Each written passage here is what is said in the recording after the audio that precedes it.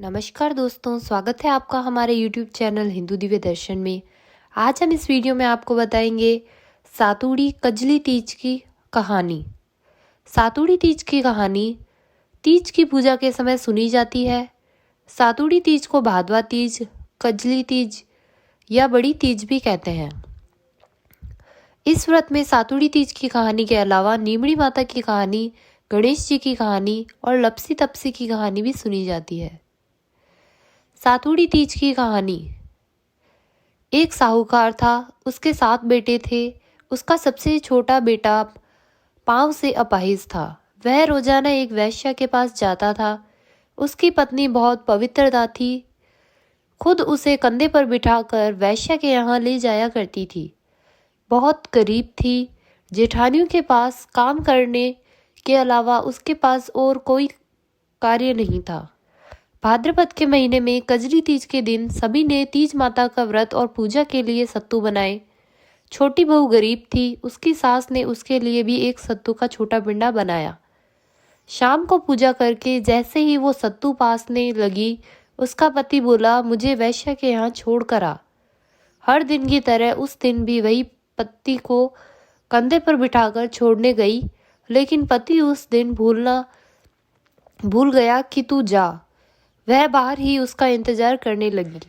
इतने में जोर से वर्षा आने लगी और बरसाती नदी पानी में बहने लगा। कुछ देर बाद नदी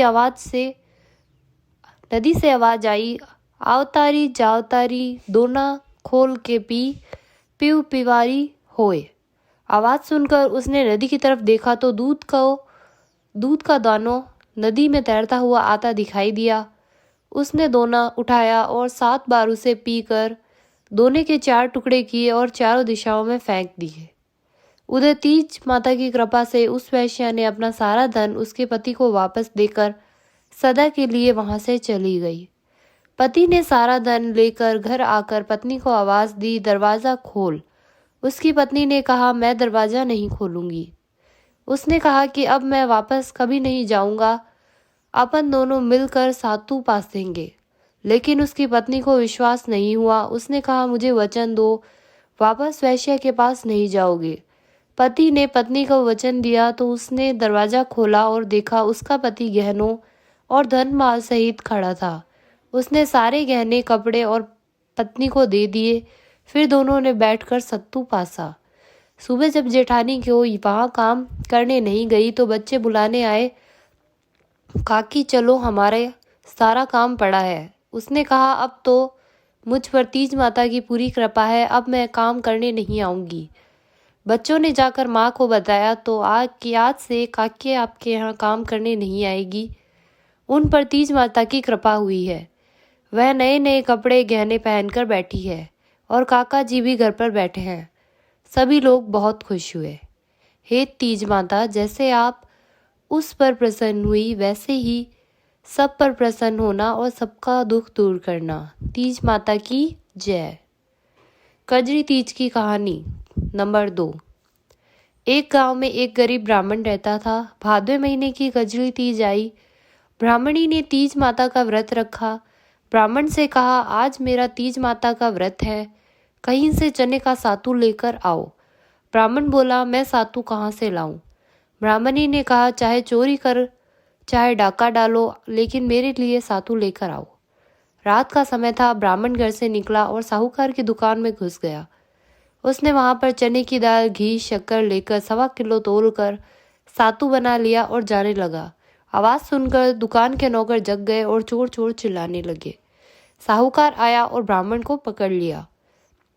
ब्राह्मण बोला, मैं चोर नहीं हूँ, मैं तो एक गरीब ब्राह्मण हूँ।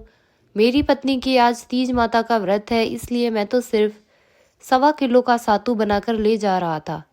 साहूकार ने उसकी तलाशी ली। उसके पास सातू के अलावा कुछ नहीं मिला। चांद निकल आया था। ब्राह्मण इंतजारी कर रही थी। साहूकार ने कहा कि आज से तुम्हारी पत्नी को मैं अपनी धर्म बहन मानूंगा।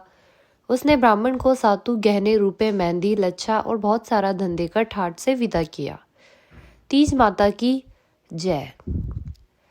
गणेश जी की कहानी। एक बार गणेश जी एक लड़के का वेश धरकर नगर में घूमने निकले। उन्होंने अपने साथ में चुटकी भर चावल और चुल्लू भर दूध ले लिया। नगर में घूमते हुए जो मिलता उसे खीर बनाने का आग्रह कर रहे थे। बोलते, माई खीर बना दे। लोग सुनकर हंसते। बहुत समय तक घूमते रहे मगर कोई भी खीर बनाने को तैयार नहीं हुआ। किसी ने भी यह समझाया नहीं कि इतने से सामान में खीर नहीं बनकर सकती, पर गणेश जी को तो खीर बनवानी ही थी।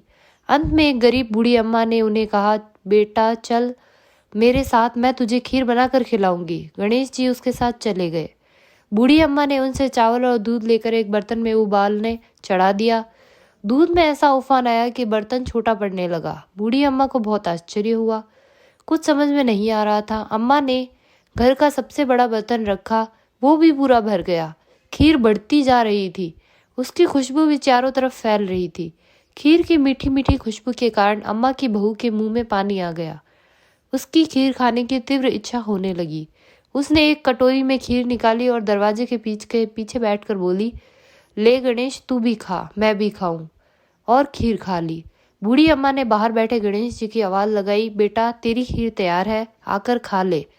गणेश जी बोले, अम्मा तेरी बहू ने भोग लगा लिया, मेरा पेट तो भर गया। खीर तू गांव वालों को खिला दे। बूढ़ी अम्मा ने गांव वालों को निमंत्रण देने गई। सब हंस रहे थे। अम्मा के पास तो खुद के खाने के लिए कुछ नहीं है, पता नहीं गांव को कैसे खिलाएगी। पर फिर भी सब आए। बूढ़ी अम्मा ने सबका पेट भर खीर खिलाई। ऐसी स्वादिष्ट खीर उन्होंने आज तक नहीं खाई थी। सभी ने तृप्त होकर खीर खाई, लेकिन फिर भी खीर खत्म नहीं हुई। भंडार भरा ही रहा। हे गणेश जी महाराज, जैसे खीर का भोगना भरा रह गया, वैसे ही हमारे घर का भंडार भी सदा भरे रखना। बोलो गणेश जी महाराज की जय। तो दोस्तों, आपको हमारा ये वीडियो कैसा लगा हमें कमेंट करके ज़रूर बताइएगा और हमारा ये चैनल सब्सक्राइब करना ना भूलिएगा। तो दोस्तों, मिलते हैं ऐसे ही किसी और अन्य वीडियो के साथ। धन्यवाद।